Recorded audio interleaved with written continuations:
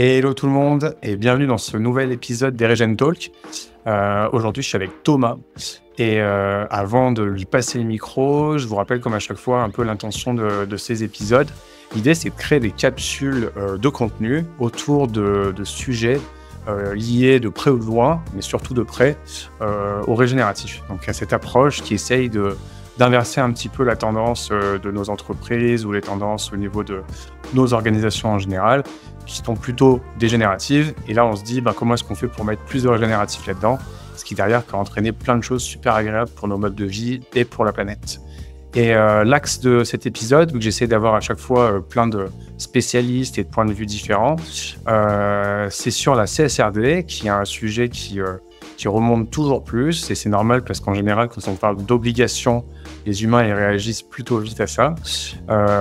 Et donc ça tombe bien, Thomas est expert du sujet et on va pouvoir explorer ça plus en détail. Avant ça, pour nous poser un petit peu le contexte, Thomas, qui es-tu dans le sens où qu'est-ce qui t'a amené à ce sujet qui va être notre axe du jour et pourquoi pour toi c'est quelque chose de porteur et d'important par justement peut-être tes évolutions passées qui t'ont mené jusque-là. Alors, comment je suis venu un peu à la CSRD, c'était pas une volonté au départ spécifique d'arriver sur la CSRD. Moi, j'étais historiquement directeur général de structure d'insertion pour l'activité économique et on avait monté des partenariats avec notamment des grosses entreprises comme Cdiscount pour revaloriser des meubles qui étaient refusés à la livraison par des clients autour des démarches d'économie circulaire. Et ça a fait entrer en moi une vision qui me suis dit, il manque aujourd'hui un maillon qui pourrait permettre de regrouper et de faire comprendre et cohabiter des entreprises qui ont besoin et envie de plus en plus d'aller sur des démarches plus vertueuses et des structures d'insertion qui, elles, ont besoin d'activités pour pouvoir continuer à développer leurs activités. Donc, j'ai commencé en tant que consultant sur ces démarches d'économie circulaire. Puis la CSRD est arrivée, j'ai vu le SRS E5 économie circulaire. Et là, je me suis dit, il y a quelque chose à aller creuser et peut-être aller voir un peu plus en amont sur le sujet. Et puis, j'ai mis le main dans la CSRD. Puis après, j'ai pris le bras, le coude, l'épaule et je me suis un peu happé par ce sujet qui est en fait un sujet passionnant qui permet vraiment d'amener les entreprises à devoir enfin, pour la première fois, prendre le temps de se questionner. Alors, on pourra toujours aller sur le débat de si les contraintes réglementaires et des entreprises le font par enjeu réglementaire, mais il y a aussi tout un tas d'entreprises qui se sont lancées dans la démarche grâce à la CSRD et que je trouve assez passionnant d'aborder. Pour explorer tout ça, je pense que le mieux, c'est qu'on reprenne par les bases des bases, quoi, tu vois, la CSRD, du coup, pour les nuls. Déjà, ces 4 lettres, qu'est-ce que ça veut dire?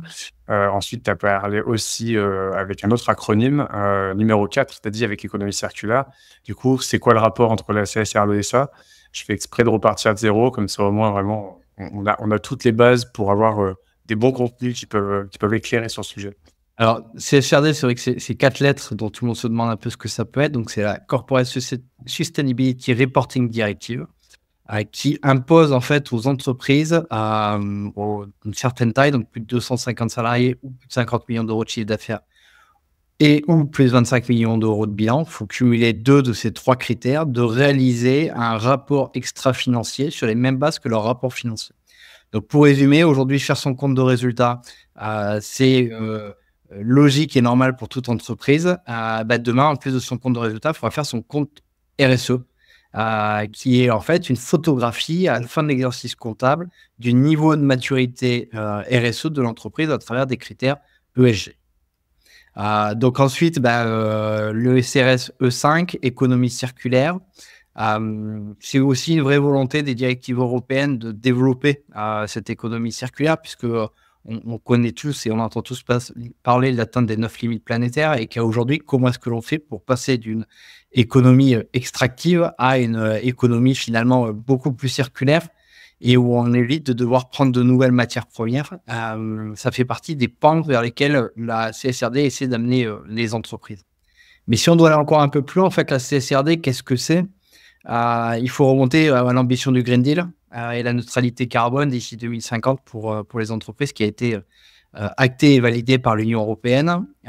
Et pour cela, il a été défini qu'il fallait orienter 80 milliards d'euros par an d'investissement vers des solutions à impact pour pouvoir permettent d'aller chercher cette neutralité carbone. Donc pour cela, il y a une première loi qui est en fait arrivée, qui est la SFDR, qui est la loi pour la finance responsable, qui permettait en fait de pouvoir amener les différents services financiers à pouvoir répertorier, classer leurs différents investissements, leur portefeuille en fonction du niveau de durabilité de celle-ci.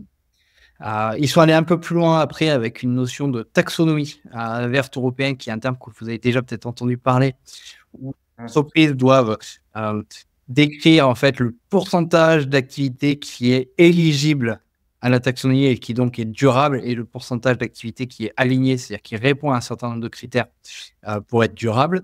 Et le dernier le dernier du trio, c'est donc la CSRD, qui permet de mettre un peu en exergue et en musique toutes ces différentes lois. On doit reporter sa taxonomie, on doit reporter sur des indicateurs SFDR, mais ça doit aussi permettre aux acteurs financiers de demain de pouvoir prendre des décisions quant aux entreprises qu'elles doivent aller financer, qu'elles souhaitent accompagner durablement. Voilà, rapidement. Ok. Et si je comprends bien, l'idée de la CSRD, bon, déjà, c'est une norme européenne. Et ensuite, l'idée, c'est de réussir un petit peu, comme dans le Seigneur des Anneaux, toutes les rallier dans un seul et unique, quoi. Un seul et unique objet qui, si jamais, même malgré sa complexité, mais on rentrera dedans un petit peu après, malgré cette complexité, qui est une vraie opportunité d'avoir au moins toutes les dimensions qu'il faut observer par rapport aux objectifs que tu disais sur 2050 et les limites planétaires. Oui, en fait, ce qu'il faut retenir aussi sur la CSRD, c'est on peut parler d'une entreprise comme Orpea qui a eu son scandale il y a maintenant quelques mois, voire quelques années. Si on prenait son rapport RSE, ils avaient un très bon rapport RSE. Et aujourd'hui, pourquoi? Parce que finalement, chaque entreprise avait la main de pouvoir communiquer sur les sujets qu'elle souhaitait, à condition bien évidemment que ces sujets soient vrais. Aujourd'hui, le but, c'est de se dire, on va harmoniser tout ça. C'est comme si aujourd'hui, chaque entreprise pouvait décider de ce qu'elle souhaitait mettre dans son chiffre d'affaires, décider de ce qu'elle pouvait mettre dans ses investissements, sans que ce soit régulé. C'était un peu ça, les rapports RSE jusqu'à présent. Aujourd'hui, on a classifié et normé tout ça. Donc ça peut paraître une grosse baleine à manger, mais ça permet en fait d'avoir un référentiel commun pour faire en sorte de répondre à deux enjeux majeurs de la CSRD, qui est la transparence, et de la comparabilité entre entreprises dans le même secteur, mais également la comparabilité sur la trajectoire de l'entreprise d'une année sur l'autre dans son niveau de maturité RSE. Donc, si je suis une entreprise, un dirigeant d'entreprise qui rentre dans les critères de ce que tu dis, donc pour le moment, ça commence vraiment sur les grosses boîtes avec les critères que tu as définis là. Même si j'aime bien aussi souvent préciser que forcément, on viendra dans le détail après, mais pour que du coup le rapport puisse aller bien, il faut que les fournisseurs aussi et les prestataires apportent certains critères. Donc au final, on va finir par arriver sur tout le monde. Donc ça, c'est plutôt l'un des points appréciables, je trouve, de la CSRD. Mais dans le présent là, et depuis quelques mois, si je suis dirigeant d'une grosse boîte et que du coup il faut que je m'intéresse au sujet, par quel bout je le prends? Comment ça marche entre le moment où justement, comme tu dis, bon, j'avais peut-être déjà enclenché des choses parce que j'avais pas le choix aussi sur des déclarations et des reportings RSE. Mais comme tu dis, je pouvais mettre un petit peu les histoires que j'avais envie de mettre à l'intérieur ou les choses que je voulais mettre en avant. Comment du coup, avec cette nouvelle norme, je réagis et qu'est-ce qu'il faut que je mette en place concrètement? Ok. Aujourd'hui, il y a un certain nombre de ressources disponibles pour arriver à comprendre rapidement le cadre théorique de la CSRD. D'ailleurs, quand on parle CSRD, très souvent, on dit oui, 12 ESRS, 1178 points de données, data point. C'est beaucoup de données à collecter. Donc oui, ça, c'est le cadre global de la CSRD. Après, il y a une méthodologie, par contre, qui est imposée. Donc, il y a deux solutions pour arriver il y a trois solutions aujourd'hui pour arriver à se lancer dans la CSRD. Une première qui est à un moment d'aller se former, d'aller chercher de l'information, parce que je souhaite m'approprier l'exercice et pouvoir le répéter chaque année.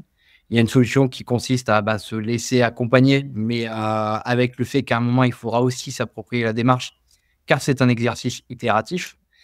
Et après, il y a une troisième solution qui est de lire la norme, qui est quelque chose d'assez massif à lire, puisqu'on parle de 300 pages de texte de loi avec beaucoup de références en avant, en arrière. Donc, tout a été fait, en fait, pour faire en sorte de rendre le sujet le plus difficile d'accès possible, finalement. Et on a mis beaucoup de barrières à l'entrée. C'est pour ça que j'essaie, moi, d'avoir une vision un peu différente, qui est d'essayer de vulgariser le sujet, d'essayer de l'expliquer pour que les gens puissent se l'approprier. Non pas pour le rendre plus facile, parce que ça ne sera pas le cas. Il y a forcément des choses à mettre en place. Et comme je dis souvent aux différentes entreprises que je peux voir, elles me disent il y a beaucoup de sujets à traiter. Oui, parce qu'en fait, c'est un premier exercice qui reprend un passif qui est plutôt lourd. Il y a de nombreux sujets qu'on a mis du temps à traiter. Donc forcément, maintenant, il y a tout à faire. Donc il y a tout à voir. On n'est pas obligé de tout traiter en un an. Et j'ai envie de même dire, si c'est normal qu'il y ait beaucoup de sujets à traiter, parce que si les entreprises n'avaient quasiment rien à reporter ou à consolider sur la CSRD et à analyser, en fait, la CSRD ne servira à rien. Si elle existe, c'est qu'à un moment, il y a un besoin. Donc, c'est logique qu'il y ait autant de sujets. Après, il y a la loi qui permet de prendre du temps pour échelonner. Mais là, on est presque en train déjà d'aller sur des démarches projectives en se disant sur quoi je vais devoir reporter, parce que quand on parle CSRD, tout le monde projette le reporting et tout le monde se pose la même question: combien de SRL je vais avoir à reporter? En fait, la réponse, c'est ça va dépendre de vous et ça va dépendre de plusieurs variables. Et notamment 3 variables importantes, qui est la première, votre analyse de chaîne de valeur. Donc concrètement, c'est-à-dire quel est le cheminement de votre chaîne de valeur, de l'extraction d'une matière première à son traitement et à sa fin de vie. Et par quelles étapes toute celle-ci doit passer avant vous, par vous et après vous, dans un cycle de vie. Et est-ce que cette matière, finalement, est régénérative ou pas, et rentre dans un circuit fermé? Oui, non. Et qui intervient à quel niveau? Donc ça, c'est un premier point. Pourquoi on doit vraiment avoir une vision très précise de l'ensemble de ces interactions? Deuxième point, on va aller identifier l'ensemble des parties prenantes de l'entreprise. C'est un terme qu'on entend très souvent, les parties prenantes. On parle des parties prenantes internes, des parties prenantes externes. La CSRD, en fait, impose même la notion de partie prenante à travers 3 typologies de parties prenantes. Une première qui est les parties prenantes classiques de l'entreprise. Une deuxième qui est finalement les parties prenantes utilisatrices du rapport. Et une troisième que l'on n'a pas forcément l'habitude d'intégrer et qui est aujourd'hui imposée dans le débat, qui est la nature. La nature fait de facto partie des parties prenantes de l'entreprise, puisqu'on part du principe que toute entreprise, peu importe son activité, a forcément un impact sur la nature, positif ou négatif. Après, ça sera aux entreprises de faire ces analyses. Tout ça, en fait, de savoir finalement avec qui j'interviens, quelles sont les étapes par lesquelles mes produits peuvent passer, quelles sont les différentes zones du globe sur lesquelles je joue, est-ce que je fais beaucoup de kilomètres, pas beaucoup de kilomètres, ça va te permettre de réaliser l'étape cruciale de la CSRD, qui est l'analyse de double matérialité. L'analyse de double matérialité, en fait, c'est se poser 2 questions assez simples sur des enjeux de durabilité qui sont imposés, mais sur lesquels l'entreprise peut aussi abonder en fonction de ses spécificités, qui est comment ces enjeux peuvent impacter positivement ou négativement la santé financière de mon entreprise. Donc, comment en fait le changement climatique est aujourd'hui un sujet qui peut mettre en péril ou pas mon entreprise, et à quel niveau et à quelle échelle. Et ça, c'est la matérialité financière, qui était une matérialité qui était déjà travaillée notamment sur des notions d'échelle de risque. Et après, on peut poser la question dans le sens inverse, c'est-à-dire comment, moi, en tant qu'entreprise, à travers mes activités, sur l'ensemble de sa chaîne de valeur, j'ai un impact positif ou négatif sur le changement climatique. Donc tout ça, après, il y aura tout un travail de cotation, etc., qui vont être faits, mais ça va faire ressortir des sujets dits matériels, dits importants pour l'entreprise, sur lesquels il y a un gros risque, un gros impact ou une grosse opportunité, et ça nécessite que l'on ait un temps de focus spécifique sur ces sujets-là. Et c'est ces sujets-là qui, demain, après, vont se traduire en ESRS, donc en normes de durabilité et de standards de durabilité, sur lesquels je vais devoir reporter.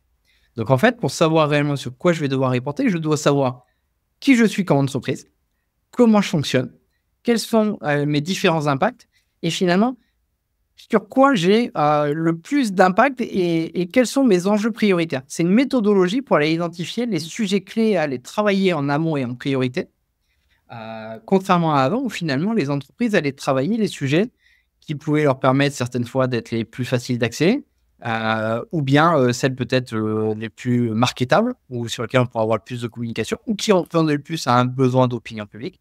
Là, aujourd'hui, on fait fi de tout ça. On va sur des impacts qui sont bruts, et de ces impacts bruts, on doit établir un plan d'action derrière, qui sont les ESRS via la CSRD. Bah, j'espère avoir pas été trop.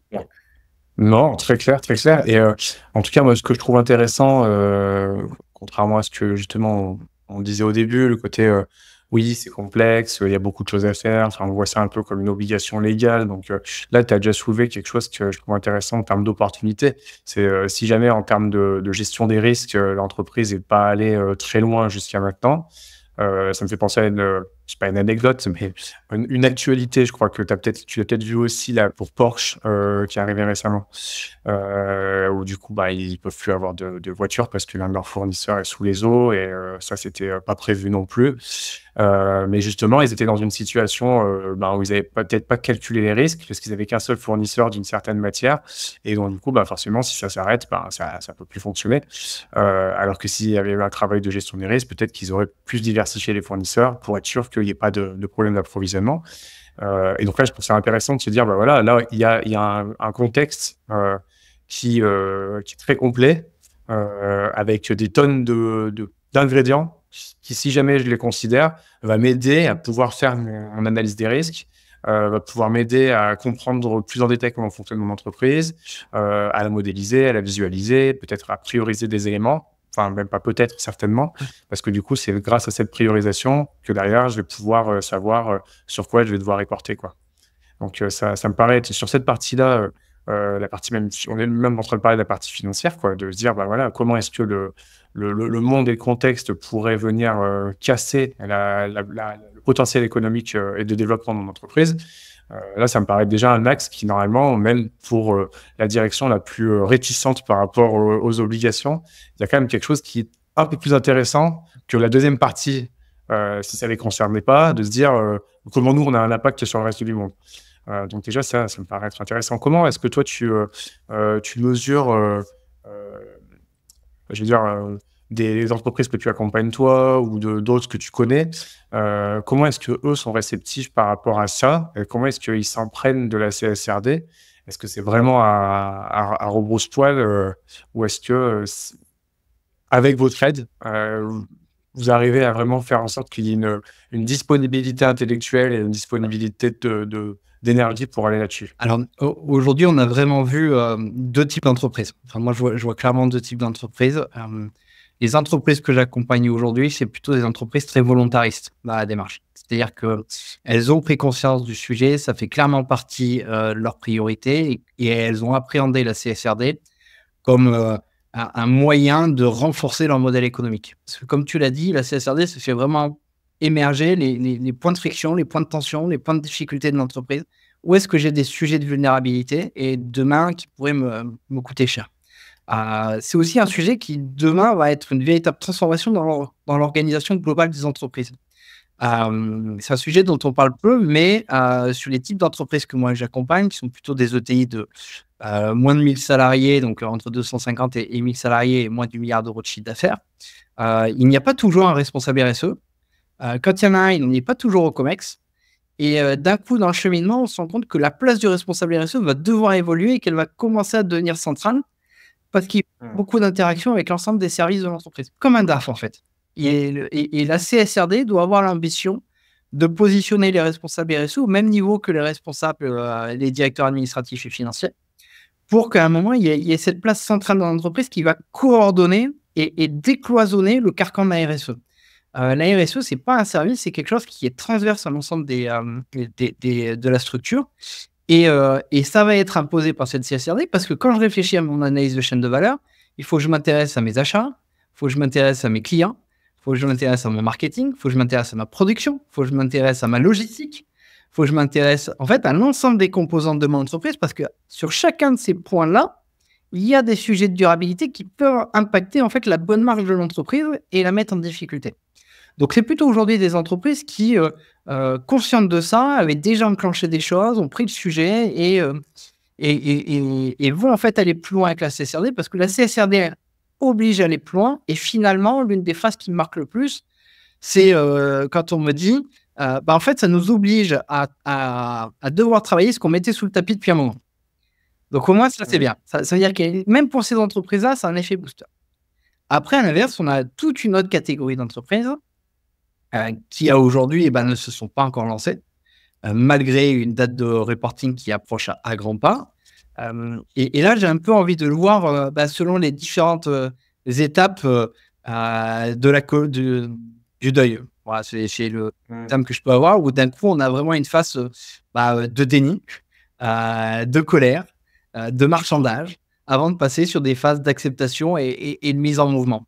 Et on a encore tout un tas d'entreprises qui est encore dans cette étape de déni jusqu'à encore un mois, ne serait-ce que suffit de voir l'actualité avec le rapport Draghi qui mettait en avant la complexité de la CSRD et que les liens et passerelles étaient faits très rapidement via des lobbying pour dire que finalement c'était des freins à la compétitivité européenne, alors que c'est pas tout à fait ce que disait le rapport Draghi. On voit qu'il y en a encore certains qui ont espoir d'arriver à faire sauter cette directive-là.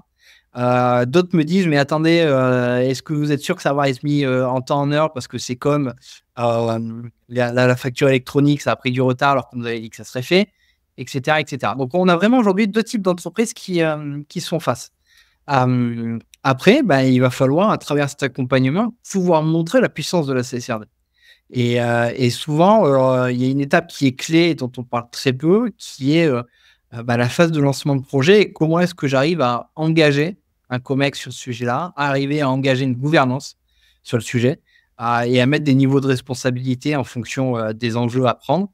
Parce que sans cet engagement-là, finalement, la CSRD ne restera qu'une photographie à la fin de l'exercice comptable du niveau de maturité RSE. Et donc, l'enjeu est de se dire comment est-ce qu'on passe de la photographie à de l'action. Mais en même temps, j'aime bien dire aussi à ces chefs d'entreprise, votre compte de résultat, vous n'en faites pas juste qu'une photographie, ça impacte votre feuille de route pour l'année d'après.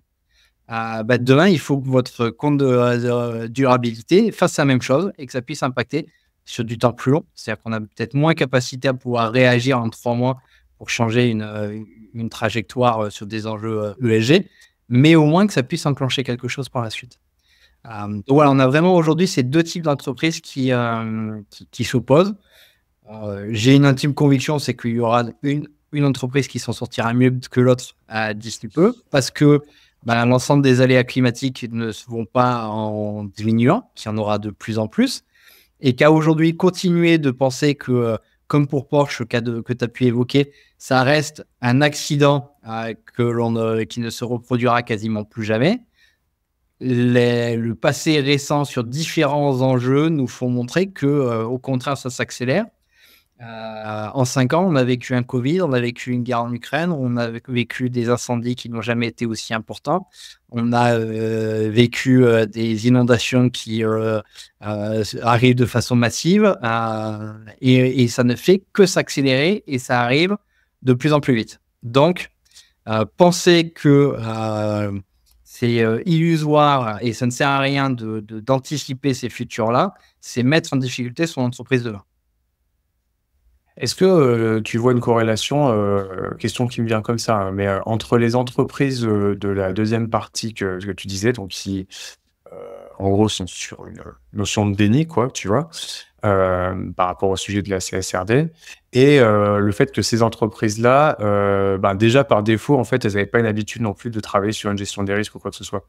Donc il y avait vraiment une sorte de culture un peu d'une entreprise qui s'est développée avec ce qui marchait et sans forcément essayer d'anticiper ou de conscientiser des choses qui pourraient venir casser un peu ce système. Donc une espèce un petit peu un côté œillère qui est un peu risqué, justement, s'il n'y a pas d'intégration de la gestion des risques. Mais totalement. Il y a un vrai effet œillère, il y a un effet en fait de déni et de refuser de se dire qu'aujourd'hui, finalement, des impacts extérieurs à mon entreprise, outre le marché, peuvent venir impacter la performance de mon entreprise. Jusqu'à présent, moi, entrepreneur, j'avais réussi avec la volonté à mettre en place, si je fais les bonnes choses, tout fonctionnera bien.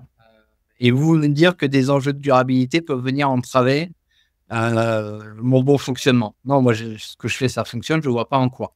C'est-à-dire qu'aujourd'hui, on ne projette pas ces ponts-là. Après, on est quand même dans une société où, je trouve, sur les 10 dernières années, il y a quand même une grosse évolution dans le sens de la prise en compte de ces sujets.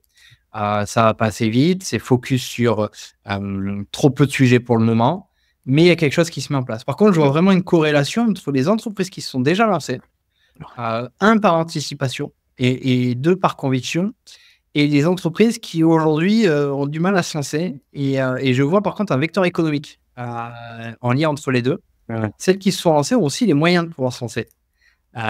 Et celles qui ont des convictions, finalement, parce qu'elles ont fait un travail long terme, ont anticipé depuis un moment les sujets et se portent financièrement bien mieux que la moyenne du marché. Sauf qu'aujourd'hui, on a un changement de référentiel qui n'est pas le même. C'est-à-dire que quand je suis DG d'une entreprise, je mets en place une stratégie marketing différenciante. En 6 mois, je peux commencer déjà à avoir des premiers résultats. Je mets en place une stratégie RSE. Ça ne peut pas en 6 mois avoir des résultats tout de suite. C'est du temps long et il faut accepter d'avoir ce temps long. Et aujourd'hui, c'est vraiment cette différence, c'est qu'on a plutôt des entreprises qui ont une vision long terme et qui projettent leur entreprise à 10, 15, 20 ans versus des entreprises qui, en fait, aujourd'hui, n'ont pas de vision long terme et ne se projettent pas forcément sur du temps long.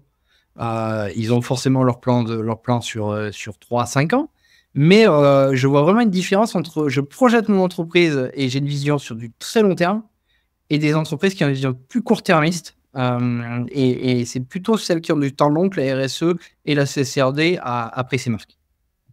Et les entreprises que tu accompagnes, toi, c'est des entreprises qui ont aussi de l'investissement ou des actionnaires qui sont liés. Est-ce que tu sens, toi, que ça bloque surtout sur ce que tu viens de dire, vision temps long, conscience un petit peu des risques et tout, au niveau de la direction de l'entreprise, ou est-ce que ça bloque plus au niveau des actionnaires et que du coup, ou est-ce que c'est les deux et qu'il faut travailler un petit peu sur les deux profils pour libérer un peu la chose? Alors, c'est vrai que moi, sur les entreprises que j'accompagne, qui sont plutôt des petites ETI, moins de 1000 salariés, moins du milliard, on est plutôt sur de l'actionnariat salarié, enfin, de l'actionnariat familial, je veux dire, ou un ou deux actionnaires, mais c'est plutôt des gens qui projettent leur entreprise. C'est vraiment ça.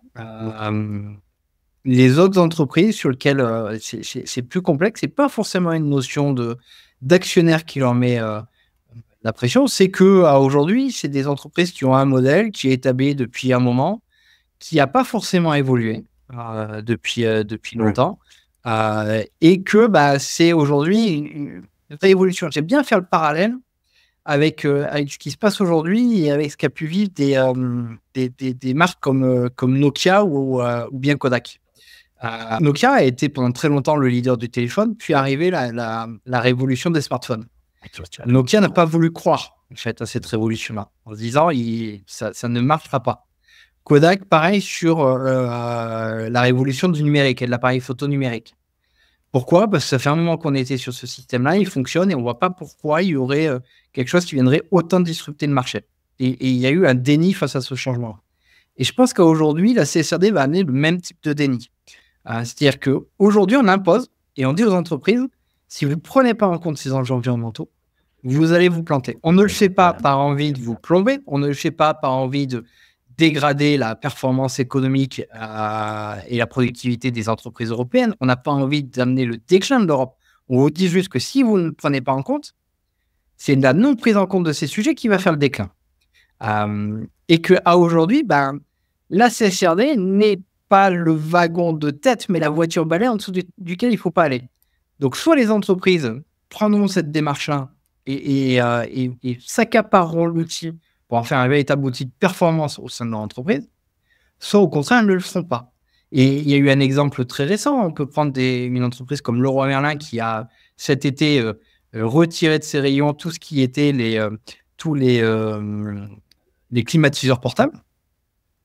Parce qu'aujourd'hui, ils ont une vision où finalement, en plus des enjeux financiers classiques, quand je développe un produit ou quand je référence un produit, j'intègre deux notions extra-financières qui sont importantes, qui est, est-ce que ce produit-là va à l'encontre de l'atteinte des 9 limites planétaires et est-ce qu'il participe au réchauffement climatique? Et si la réponse est oui à l'un des deux, c'est comme si le produit n'était pas rentable et donc là, aujourd'hui, on ne développe plus ces produits. Et finalement, c'est ça le changement de référentiel, c'est de se dire sur mes critères habituels que je prends quand je développe un marché ou quand je vais attaquer un marché ou je développe un produit, j'ai à rajouter ces 2 questions clés dans ma boussole de choix. Et ces 2 questions clés, si à un moment la réponse est oui à l'un des 2, c'est-à-dire que ça va à l'encontre du respect des 9 limites planétaires ou ça va à l'encontre des efforts pour le changement climatique, c'est comme si le produit n'était pas rentable et que je faisais un produit à perte, je ne dois absolument pas y aller. Mais on est sur un changement de prisme et un changement de vision idéologique à accompagner là-dessus. Et pour ça, je reviens encore sur notre sujet. Il y a un vrai travail de vulgarisation et d'accompagnement à mettre en place sur le CSRD. Parce que tant qu'on en fera un sujet de texte de loi difficilement visible, les entreprises continueront de se cacher derrière et ça sera finalement la meilleure excuse qu'elles ont pour ne pas avoir à actionner. C'est de se dire « Ah, mais j'avais pas compris, c'était tellement compliqué que j'avais pas vu ça. » Enlevons-leur cette excuse-là et mettons en fait face à leurs responsabilités les entreprises qui disent « Je ne souhaite pas y aller. » Et c'est ce que fait la CSRD, c'est imposer à chaque entreprise de dire clairement et haut et fort devant chacun « Je souhaite aller dans cette direction, je ne souhaite pas y aller. » Puisque les rapports doivent être publics. Ouais, exactement. Et en tout cas, de ce que tu viens de me dire, tu vois, si je reviens dans le concret de la CSRD pour essayer de participer justement à ce qu'on est en train de faire là, à la simplicité, ou en tout cas à essayer de simplifier la perception qu'il peut y avoir autour de la CSRD, tu parlais de l'analyse de double matérialité. Ça me paraît être le moment clé où on peut en sortir plein de choses super intéressantes pour l'entreprise. Mais forcément, la question qui vient, c'est OK, donc je suis prêt à me dire qu'on va faire cette analyse de double matérialité. Comment ça se passe concrètement et combien de temps ça prend? Et est-ce que ça va me prendre beaucoup de ressources en interne si jamais je veux le gérer que de l'interne? Ou combien ça peut me demander de ressources externes si jamais je choisis de me faire accompagner? Alors, est-ce que ça va prendre du temps? La réponse est oui. Pourquoi ça prend du temps? C'est comme si aujourd'hui, on prenait une boîte et qu'on lui dit faut que vous mettiez en place tous des schémas d'intelligence artificielle. Et c'est une boîte qui, aujourd'hui, n'a jamais réfléchi sur le sujet et est en retard sur le sujet, voire même déjà commencé à digitaliser. C'est compliqué, il n'y a pas de process de digitalisation. Et on vous dit, vous avez 1 an pour le faire. Donc, mécaniquement, pour cette entreprise-là, ça va prendre du temps et de l'énergie. La CSRD, c'est pareil. C'est-à-dire qu'on a des entreprises qui, jusqu'à présent, n'avaient même pas de responsable RSE, qui n'avaient pas de politique RSE, ne s'étaient pas encore intéressés au sujet et à la démarche. Et on leur demande, dans l'espace de 18 mois, de passer de rien à tout. Et forcément, il va y avoir des points de blocage, il va y avoir des points de friction, il va y avoir des points sur lesquels je n'ai pas envie d'aller. Et tout ça, c'est du temps, en fait, à additionner en termes d'accompagnement de changement. Et plus l'entreprise partira loin, plus il y a du temps d'accompagnement du changement à mettre en place. Parce que ça ne pourra pas s'imposer en tapant du poing sur la table. Donc, se faire accompagner, après là, je prêche forcément pour ma paroisse, mais oui, c'est important. Sur ce premier exercice, c'est important. Mais de se faire accompagner pour 2 choses. Le premier, c'est pour se faire guider et appréhender la méthodologie, s'approprier l'exercice. Et 2, se faire guider pour avoir en fait quelqu'un externe de l'entreprise qui ait un peu le rôle de gardien du temple et respect des règles. Je vais poser un sujet là sur la table. Il y a un sujet dans la CSRD qui est l'éthique des affaires. J'accompagne une entreprise qui a différents sites sur différents pays à travers les différents continents du globe. Il est connu et reconnu qu'il y a des cas de corruption sur certains pays pour arriver à débloquer des livraisons, arriver à débloquer certains sujets, parce que tant qu'en fait, on n'a pas payé ce racket, la marchandise est bloquée. Tout le monde le sait. Mais aujourd'hui, il va falloir l'écrire. Et dans l'entreprise, il y avait les oui, on doit l'écrire parce que c'est l'exercice, et les contre, non, mais on ne peut quand même pas écrire qu'à un moment, il y a de la corruption. Alors, c'est de la corruption qu'on peut dire acceptable, peut-être, parce que c'est des règles du jeu, mais aujourd'hui, c'est quelque chose qui existe. Donc, les entreprises peuvent aussi volontairement essayer de masquer parce que jusqu'à présent, on n'avait jamais demandé de l'afficher clairement, on demande d'afficher clairement. Donc, le réflexe humain serait de vouloir masquer et cacher certains sujets. C'est la pire des choses à faire, parce qu'en fait, le marché va, s'auto-réguler de la CSRD. Vous allez avoir tous les rapports qui vont sortir ensemble. Et donc, chaque secteur va être comparable avec une entreprise et une autre. Et deux, il y a un sujet qui est important, qui est le fait que vous avez un auditeur qui va venir attester et signer le rapport de durabilité, qui peut être soit votre CAC, soit un organisme tiers indépendant. Et c'est aussi la vraie différence, c'est qu'aujourd'hui, ce que vous mettez dans votre rapport CSRD va être vérifié, audité et attesté par une personne tierce de l'entreprise. Et que tous ces sujets-là, avoir le bon consultant qui maîtrise le sujet et qui peut former, ça vous permet de pouvoir anticiper tous ces sujets, les préparer et éviter les différents pièges qui s'offrent à vous. Parce que le risque, c'est que vous ne mettez pas un sujet, ça va passer une année.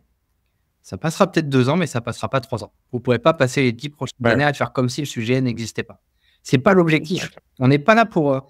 Et je dis souvent, la CSRD, ce n'est pas une distribution de bons points. Ce n'est pas EcoVadis, ce n'est pas un label, ce n'est pas une certification. On n'est pas là pour dire à la fin de la CSRD, vous êtes bon ou vous n'êtes pas bon. La CSRD, c'est une photographie du niveau réel de l'entreprise. C'est tout.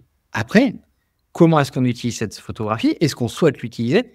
C'est un autre débat. Mais l'enjeu premier de la CSRD, c'est juste de dire qu'est-ce qui se passe dans l'entreprise réellement.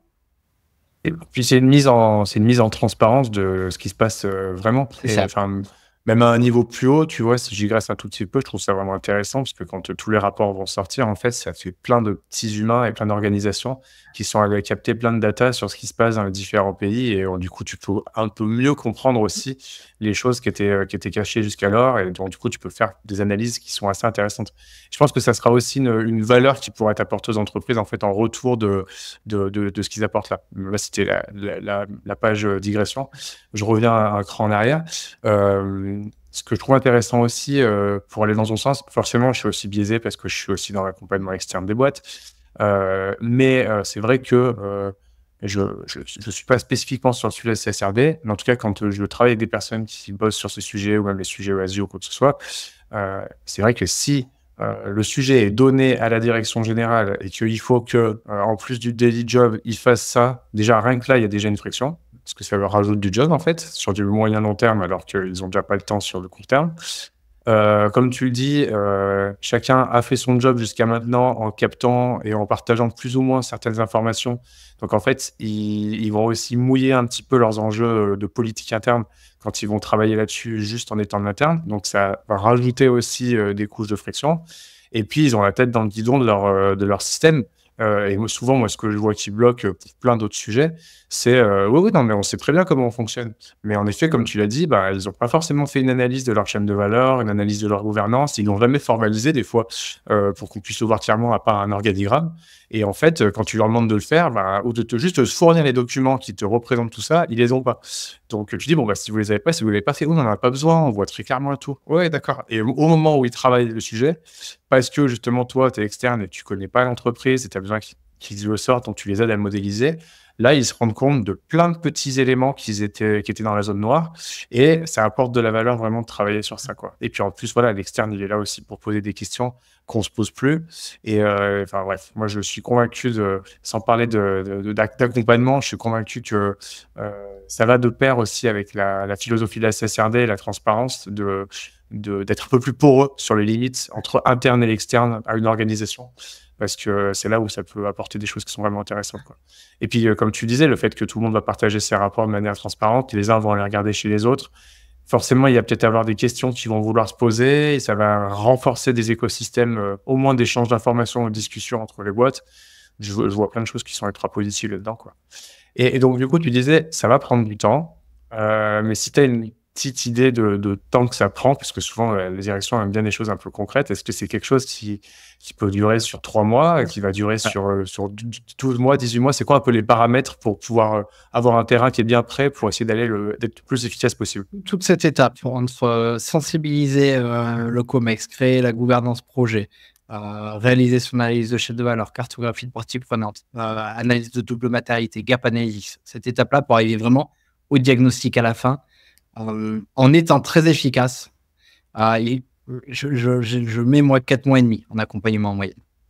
C'est le temps qu'il faut. Et j'ai envie de dire, ça va dépendre des périodes de l'année. À partir de maintenant, ça va mécaniquement prendre plus de temps. Pourquoi ça va prendre plus de temps? On arrive sur la fin d'année, il y a les budgets, il y a les achats, il y a les fêtes de fin d'année à organiser, il y a le lancement d'année à préparer, etc., etc. Et donc, les gens sont déjà un peu moins disponibles. Donc, ça veut dire qu'en fait, ceux qui ne se sont pas lancés là, on n'aura pas fini toute cette étape de diagnostic avant, au plus tôt, fin mars de l'année prochaine. C'est pour aller au plus vite. Après, il y aura tout le travail de structurer le reporting. Et c'est là où, par contre, je mets moins la pression, moi, aux entreprises. L'attendu prioritaire, c'est que l'exercice de double matérialité et d'émergence des sujets sur la première année ait été fait de manière sérieuse et correcte. Après qu'on n'ait pas toutes les infos, qu'on n'arrive pas à tout collecter, à la limite, c'est logique. On ne peut pas attendre que tout le monde ait réussi en un an cet exercice de surcollecter l'ensemble des données. Par contre, les entreprises devront se définir un plan d'action sur 3 ans pour arriver à faire en sorte d'arriver à collecter toutes ces données. Et pourquoi en fait 3 ans? 3 ans, c'est le temps qu'il y aura entre le moment de changement de niveau d'assurance des commissaires aux comptes. C'est-à-dire le niveau d'engagement de la signature du commissaire aux comptes. Sur les 3 premières années, le commissaire aux comptes ou l'OTI va dire « je n'ai pas vu dans le rapport de choses qui me laissent à penser que ce qui est mis est faux ». Au bout de 3 ans, il va s'engager beaucoup plus et dire « j'atteste que tout ce qui est mis dans le rapport est réel et sincère ». Déjà, c'est plus le même niveau. Pourquoi? Parce qu'on laisse ce temps-là, finalement, à tout l'écosystème CSRD pour venir un peu s'auto-réguler, s'auto-alimenter et que chacun monte en compétences. Ça veut donc dire que mon rapport CSRD 2027 sera meilleur que mon 2028 sera meilleur que 2024, qui sera meilleur que 2026. Mais c'est à double tranchant parce que quand on laisse du temps long là-dessus, c'est soit on prend le temps et selon la loi de Parkinson, on fait tout à la fin. Plus on laisse de temps, plus les gens mettent du temps à le faire. Soit finalement, j'ai plutôt conscience qu'il y a une grosse charge de travail et je vais la prioriser en me disant mon objectif cette année, c'est d'atteindre tel sujet, tel sujet, tel sujet, tel sujet, tel sujet et tel sujet. Et c'est aussi le rôle de l'étape du gap analysis, qui est les écarts. En fait, on va aller cartographier selon les sujets sur lesquels l'entreprise doit aller reporter, quels sont les points de données à aller collecter, est-ce que j'ai la donnée qui est présente dans l'entreprise, est-ce qu'elle est présente et conforme, est-ce qu'elle est présente non conforme ou est-ce qu'elle est absente totalement. Et en fonction, j'ai une sorte de ranking de niveau de priorisation et je vais aller traiter mes niveaux de priorisation les uns après les autres. Et là, ce qui est intéressant, c'est qu'on parle juste de combler le gap. Et donc d'un plan d'action pour pouvoir combler le gap, d'un plan d'action pour être capable d'aller capter la data, pour pouvoir remplir un reporting. Et ce que je vois en parallèle, c'est aussi que vu qu'on a capté les zones à risque qu'on pouvait avoir et vu qu'on a capté les externalités négatives qu'on a aussi sur la nature, il y a normalement en parallèle l'opportunité aussi de mettre en place un autre type de plan d'action qui est de faire évoluer l'entreprise par rapport à ces nouveaux points de conscience, quoi. Et là, ça me paraît être un autre état encore plus difficile parce que ça fait un autre plan d'action. Et par qui ce plan d'action-là va être piloté? Parce qu'on est vraiment sur un truc d'amélioration continue et de transformation de l'entreprise. Toi, tu vois ça aussi un peu. Est-ce que les entreprises que tu accompagnes ont tendance à voir ce que je viens de décrire là et à essayer de s'en saisir dès maintenant? Ou est-ce que c'est OK, on voit bien les externalités négatives qu'on a, on voit bien les risques qu'il peut y avoir, mais bon, bref, on verra plus tard pour traiter ces points. Ouais. Alors, ça fait écho avec deux sujets que j'avais abordés et que je vais redonner là. La CSRD n'est pas la locomotive, ce n'est pas l'objectif à aller atteindre. La CSRD, c'est plutôt le minimum d'attendu que chaque entreprise doit aller chercher. C'est plutôt la voiture balai. Vous n'avez pas le droit d'être derrière la CSRD. Vous devez à minima être aligné à la CSRD, mais votre ambition doit être d'aller devant et finalement de pousser et d'amener le sujet avec vous. Ça, c'est le premier point. Après, ça fait écho aussi avec un deuxième sujet que j'ai abordé, c'est la place des différents responsables RSE ou directeurs RSE, mais très souvent, on les nomme responsables RSE, au sein de l'organisation. Déjà, aujourd'hui, j'en vois rarement sur les entreprises que j'accompagne qui font partie du COMEX. Ne serait-ce que ça, déjà, ça sera un premier pas. Et même les entreprises les plus volontaristes, il n'y a pas toujours forcément le responsable RSE au sein du COMEX. Donc, ça veut dire aussi comment est-ce que je repense mon organisation et comment je positionne, encore une fois, dans la même logique, les enjeux RSE au même niveau que mes enjeux financiers. Et que demain, on aura gagné le jour où les entreprises prendront des décisions en prenant une boussole de réflexion qui prend des indicateurs financiers comme elle l'a toujours fait et des indicateurs extra-financiers et qu'elle les mettra au même niveau en se disant ce n'est pas l'un ou l'autre, c'est l'un et l'autre. Et si l'un ne va pas, on arrête. Ça peut être très vertueux pour l'environnement si c'est pas rentable, je ne le fais pas. Ça peut être très rentable si c'est pas vertueux pour l'environnement et la planète, je le fais pas. Ça doit être les deux. Parce que demain, on n'a plus le choix, c'est vers ce type d'économie que l'on doit aller. Après, on le dit, le problème c'est que là, il y a la CSRD qui arrive, c'est un temps très court, on parle de 2026, et la projection que l'on a, c'est plutôt un temps long. Si d'ici 10 ans, on a réussi à enclencher ce changement-là, ça sera une véritable victoire. Donc, il y a ces deux temporalités qu'il faut arriver en fait à faire cohabiter en même temps. Il y a l'obligation de résultat de l'exercice et de la photo. Et après, il y a l'alimentation finalement du plan d'action d'amélioration continue qui va se faire sur des étapes beaucoup plus longues à aller accompagner.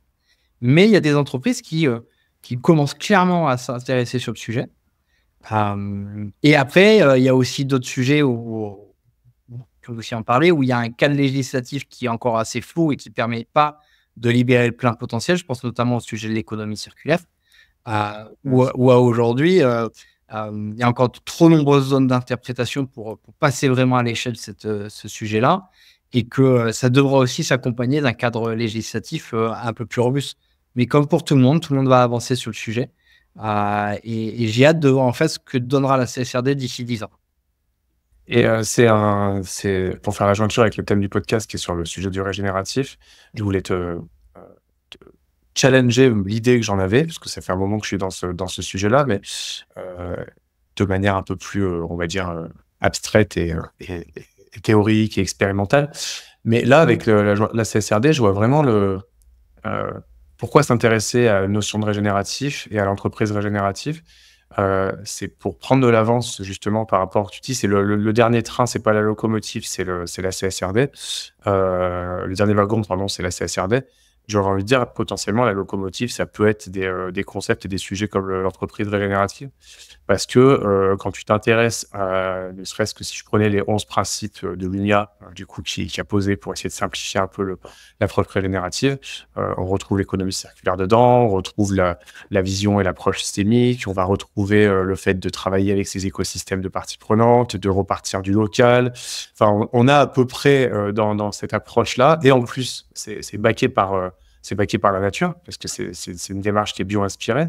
Donc, normalement, les systèmes naturels sont quand même très intelligents, donc il y aurait des choses à en récupérer. Si on s'intéresse à ces sujets-là d'entreprise régénérative, j'ai quand même l'impression que voilà, on se place vraiment en amont de tout ce qui va arriver avec la CSRD. Et en travaillant sur ces sujets-là, en fait, on travaille aussi les sujets qu'on va devoir mettre dans des reportings. Et donc, en fait, on est en train de faire avancer son plan d'action de transformation d'entreprise tout en ayant les ingrédients pour faire les choses qui sont légales. Et du coup, il y aurait un intérêt un peu global à s'intéresser à ce sujet-là, quoi. Je ne sais pas, toi, où tu en es sur ce sujet et si tu essaies des fois de l'aborder ou de le pousser un petit peu dans les boîtes que tu accompagnes. Si, c'est des sujets qui sont abordés. On peut aussi parler sur des sujets comme l'économie de la fonctionnalité aussi. Comment est-ce qu'en fait, demain, je commence à voir un modèle qui est différent et c'est vraiment cette ambition-là, c'est-à-dire que la CSRD doit pousser à ça. C'est ce que ça doit faire émerger. En fait, ça doit faire émerger les bons élèves. Ça marchera totalement si ces bons élèves sont récompensés par les marchés financiers. Parce que la clé, elle restera malgré tout là. La faille que je peux voir sur la CSRD, ça sera ça, c'est est-ce que réellement les marchés financiers vont jouer leur rôle. Aujourd'hui, sur la taxonomie, on se rend compte que c'est un peu compliqué. Si la CSRD permet de jouer ça, il y a des choses assez folles qui vont pouvoir finalement arriver par la suite. Et ça doit être cette ambition, c'est-à-dire que vraiment, la CSRD, c'est pas une fin en soi. C'est pas, ça doit pas être un objectif. Je dois pas me dire, je veux faire mon rapport CSRD, c'est mon ambition suprême. Mon ambition, c'est de se dire comment aujourd'hui, dans un monde qui n'est plus celui d'il y a 20 ans, et encore moins celui d'il y a 40 ans, je dois structurer, consolider et piloter mon entreprise pour faire en sorte qu'elle soit encore là dans 30 ou 40 ans. Et ça doit être ça l'enjeu. Et pour ça, ça doit être la prise en compte de sujets comme l'entreprise régénérative. C'est la prise en compte de son écosystème. Parce que si je ne prends pas en compte, aujourd'hui, on le sait et on le répète, on est la production de pétrole atteint son pic, il y en aura de moins en moins. Donc, on est face à une énergie qui va arriver à son terme. Il y a une 7e limite planétaire qui a été franchie il y a encore 15 jours avec l'acidification des océans. On arrive au bout du système. Donc, j'aime pas en fait avoir ces discours parce que ça fait toujours le discours je viens prêcher l'apocalypse et vous aimez faire peur. Donc, j'essaie de pas trop utiliser cette corde-là, mais ça reste quand même une réalité. Donc, maintenant, c'est soit on le prend, soit de toute façon, on va droit dans le mur. Parce que de toute façon, on dit on va détruire la planète. Non, c'est pas la planète qu'on va détruire. On va détruire l'humanité. La planète, elle existera après nous. Elle aura une autre forme, elle aura une autre peut-être structure, il y aura peut-être d'autres atmosphères, mais il y aura toujours la planète Terre. C'est-à-dire qu'on ne va pas mettre un gros bâton de dynamite et tout faire exploser. Donc l'enjeu n'est pas est-ce qu'on souhaite maintenir la Terre, c'est est-ce qu'on souhaite maintenir l'espèce humaine de façon globale. Et pour ça, il faut qu'on prenne en compte que ce que l'on a fait jusqu'à présent en termes d'économie n'est plus viable. Et la CSRD doit permettre en fait de créer cette uppercut-là, de prendre conscience de ça. Et après, chaque entreprise arrivera à avancer avec son niveau de maturité. Parce qu'on a quand même un spectre d'entreprises entre, si je prends les structures soumises à des PEF du CAC 40 et aujourd'hui les entreprises qui ont à peine 250 salariés et qui font à peine 50 millions d'euros de chiffre d'affaires, un monde d'écart. C'est 12 mondes d'écart. Et il faut qu'on arrive à embarquer toutes ces structures, et les plus grosses, et les plus petites, et que certaines mettront peut-être un peu plus de temps, mais en même temps, elles ont peut-être un peu moins d'impact. Et que pour ça, il faut aussi qu'il y ait un cheminement qui se mette en place. Et la CSRD doit au moins permettre de créer cette électrochoc, de dire OK, maintenant, je vois que je vais droit dans le mur. Quelles sont les solutions qui s'offrent à moi? Et c'est dans un second temps, en fait, qu'on va vraiment pouvoir commencer à avoir quelque chose de projectif sur le sujet de la CSRD. Pour tracer une ligne un peu sur l'avenir, il faut au moins connaître un peu l'image du présent. Ouais. Donc, prendre l'opportunité de se dire, je pose un peu le présent, je le regarde droit dans les yeux et comme ça, au moins, je sais où j'en suis. C'est une vraie opportunité pour pouvoir tracer de manière juste la ligne vers l'avenir dans lequel on a envie d'aller, quoi. Donc, c'est vrai que c'est intéressant. Et je pense qu'aussi aux plus petites entreprises encore, qui sont les fournisseurs, ou qui sont des fois les partenaires, ou les sous-traitants, les PME, ou ces choses-là, de ce que je discutais avec une amie à moi, il y a le sujet de la CSRD, les concerne pas directement tout de suite, mais il y a une histoire d'un modèle de reporting CSRD qui sera simplifié justement pour être moins exigeant pour ces plus petites structures.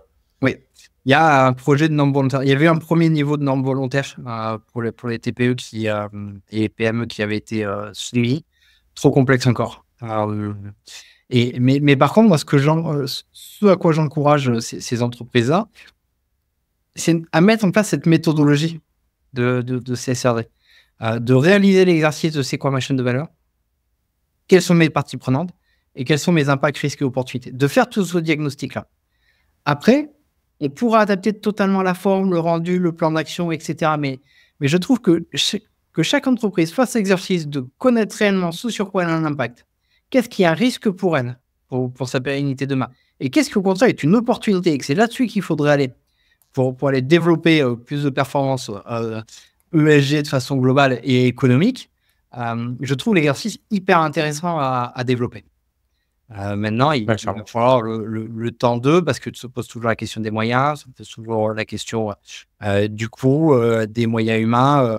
Voilà, on aime bien pour le grand public parler fin du monde versus fin du mois. Les entreprises sont un peu sur fin du monde versus fin de l'exercice comptable, et qu'il faut trouver le bon équilibre. Mais après, on rentre sur un cercle qui est très négatif, c'est que ils nous disent on a été mis en difficulté par le Covid, par la guerre en Ukraine, par la flambée des matières premières et des coûts de l'énergie. Donc, on n'a plus les moyens d'eux. Sauf que si vous ne prenez pas le temps d'eux, en fait, ça ne va pas aller en s'arrangeant et l'année prochaine, ça va être encore plus marqué et vous aurez encore moins les moyens. Et ça doit être un moyen de sortir de ça et de se dire, OK, stop, là, je siffle la fin du bal et j'essaie de me dire que j'ai un avenir différent. Après, c'est plus facile à dire quand on est externe, encore une fois, consultant, quand on Ouais, est bien sûr. la tête dans le guidon. Mais si aujourd'hui, c'est pas le moment parce que financièrement, c'est compliqué et que la conjoncture fait que c'est très compliqué, malheureusement, dans 1 an, ça sera le cas et ça sera pire. Dans 2 ans, idem. Et dans 3 ans, ça ira pas de mieux en mieux. Donc, il faut arriver en fait à prendre le sujet à un moment malgré tout. Sinon, c'est les entreprises qui vont se retrouver en grosse difficulté. Et explorer, pour arriver un peu plus sur une ouverture pour finir notre podcast. Je sais pas toi ce que tu penses de ce sujet, mais je voulais te le soumettre pour avoir tes rebonds. En effet, je constate la même chose que toi, il y a toujours cette réaction de dire: oui, ça coûte quand même de l'argent du coup de faire ces sujets. Enfin, soit je le ferai de l'interne avec mes ressources, sauf que, ça coûte du temps et le temps on l'a pas. Donc ça, d'accord. Donc du coup, si tu pas le temps, tu as l'argent pour pouvoir, faire d'externe. Non, j'ai pas l'argent non plus, donc du coup, on le fait pas. Donc du coup, on ne fait pas. Sauf que, en effet, quand ça commence à remonter de manière un peu naturelle dans la direction que oui, ils voient de plus en plus d'aléas à droite à gauche, ils sont quand même intuitivement des fois, conscients qu'il y a des zones à risque sur leur business et que du coup, il faudrait peut-être quand même se poser un petit temps dessus. C'est un peu la même manière, je trouve, que quand une personne, sait au fond d'elle qu'il faut qu'elle aille voir un psy parce qu'il y a des choses qui se trament à l'intérieur et que voilà, mais que ça coûte quand même cher d'aller chez un psy toutes les semaines. Donc du coup, elle remet à plus tard et puis après quand elle est en dépression et puis qu'elle peut plus bouger, donc limite quand l'entreprise est, sur la fin, là, elle se dit: «Il faudrait peut-être que j'aille voir un psy, quoi». Et en fait, c'est d'essayer d'éviter ça, d'éviter d'aller dans le mur et d'aller à l'hôpital, quoi. Oui. Je trouve qu'il y a un truc qui serait génial d'arriver à vraiment trouver à cet endroit-là. Notamment, tu vois, d'explorer le lien justement avec les évolutions qu'il y a dans les fonds d'investissement. De me dire, si une entreprise actuelle, que ce soit une PME, que ce soit une petite ETI ou quoi que ce soit, est sur un business qui est rentable, qui tourne, qui pourrait continuer à tourner comme ça, un fonds d'investissement en face qui, est plutôt conscient, que si une entreprise travaille sur ces sujets moyen et long terme, va, augmenter sa valeur d'une certaine manière, parce qu'elle va être plus robuste, parce qu'elle va être plus consciente et parce qu'elle est déjà sur un business qui fonctionne et qui devrait fonctionner demain. Tu vois, dans tous leurs critères d'analyse, ils peuvent détecter un paquet de PME qui, vaudrait le coup, d'investir dedans. Sauf que ce qui coince, actuellement, en tout cas de ce que je vois moi, c'est aussi une sorte de rupture un peu culturelle. C'est, les dirigeants de PME ou de petites ETI, c'est des entrepreneurs, ils tiennent la baraque de leur boîte et du coup, le fait de faire rentrer des fonds d'investissement, c'est souvent difficile. Mais j'ai l'impression qu'il y a quand même, quelque chose qui serait intéressant à trouver ici, entre ceux qui veulent optimiser leur portefeuille d'investissement et qui diversifient aussi beaucoup en investissant, en private equity sur les plus petites boîtes ou des choses comme ça et qui veulent, arrêter d'avoir, plein de petits tickets qui tombent dans le zéro et miser sur du gros et avoir des tickets qui sont plus optimisés. Et puis à côté des boîtes qui elles, n'ont pas forcément de moyens directement pour travailler sur les sujets de fond et s'ils étaient financés, ça pourrait faire un truc intéressant. Je sais pas toi ce que tu sens par rapport à ça? C'est aussi l'une des ambitions de la SFDR, la loi de finances responsables. C'est-à-dire qu'à un moment où les différents fonds doivent présenter leur portefeuille et quelle est la répartition de leur portefeuille sur des activités durables ou autres. Et ils auront tout intérêt à ce que demain, ça bascule d'activités traditionnelles vers des activités plus durables. Et les PME peuvent être, et les TPE peuvent être une réponse là-dessus. C'est aussi un sujet sur lequel on va rentrer sur aussi qui on est. On a une âme un peu de révolutionnaire. On n'aime pas nous imposer les choses. Et qu'aujourd'hui, le patron de l'entreprise, c'est pas lui qui a décidé. Il a du mal à ce que ça vienne un peu s'imposer à lui. Mais justement, dans ces cas-là, moi, j'aime bien renvoyer aussi la notion de responsabilité. C'est vous qui décidez. Donc, si ça fonctionne pas, c'est vous qui prendrez la responsabilité. Et que la première responsabilité d'un dirigeant, c'est de faire en sorte que son entreprise elle soit toujours là dans 10, 20, 30, 40 ans. Ça doit être ça. Très souvent, ils ont cette envie de transmission en plus. Mais c'est juste que on est à une ère qui est totalement différente. Il y a eu aussi l'ère d'Internet. Il y a eu le business avant la révolution numérique et il y a le business maintenant. Et Et là, on est en train d'avoir une révolution. Il y aura le business avant la prise en compte des sujets RSE et il y aura le après. C'est comme au début des années 2000, hein, tous ceux qui montaient des business sur Internet passaient pour des huluberlus où on leur disait mais qu'est-ce que vous faites? Et aujourd'hui, ça a fait émerger 20 ans plus tard des géants. Alors, on aura peut-être ce volume-là, mais on aura, je pense, ce type d'écart, les entreprises qui prendront le sujet en main et celles qui ne le prendront pas. Et il y aura un avantage concurrentiel qui va se démultiplier. Et voilà. Et après, je pose une autre question, c'est est-ce qu'aujourd'hui, il faut arriver à transformer toutes les entreprises ou est-ce qu'on n'arrive pas à un moment où il faut qu'il y ait certaines entreprises qui finalement mettent la clé sous la porte pour qu'il y en ait des nouvelles qui arrivent avec une autre vision, un autre modèle, peut-être plus agile, qui viendra prendre le relais. C'est pas... contrairement à ce qu'on voulait faire croire avec quand il y a eu ce fameux rapport Draghi qui est arrivé, le but, c'est pas de faire disparaître les entreprises. C'est de faire en sorte que demain, on ait plus d'entreprises qui soient plus vertueuses. Donc, soit on transforme les entreprises actuelles, mais celles qui voudront être transformées. Celles qui ne veulent pas être transformées, c'est du devoir du dirigeant et de prendre cette décision-là.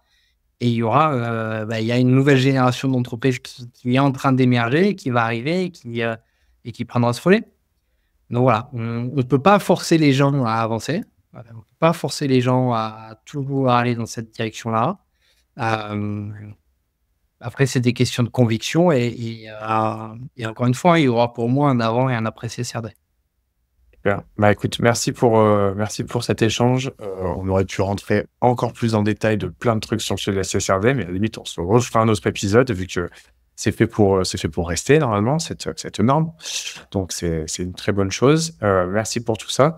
Pour finir, je crois que toi, tu as une newsletter où tu as peut-être des actus que tu as envie de partager aussi pour qu'on puisse suivre ton travail ou venir te poser des questions à des moments particuliers.